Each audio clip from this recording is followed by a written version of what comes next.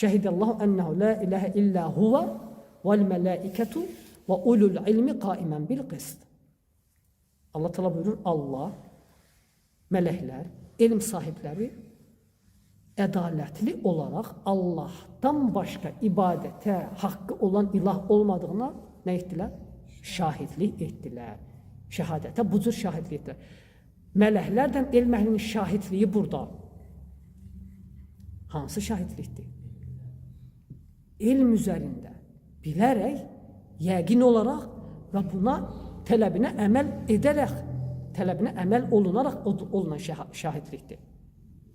Bu mənanı Şeyx Salih Əli-Şeyx bu cür deyir. Kitab-ı Tevhidin şərhində Fəthül Məciddə. Bu barədə danışanda, bu ayəni gətirəndə oradakı şahidlik deyil, elm yəqin üzərində və əməl üzərində olan şahidlikdir.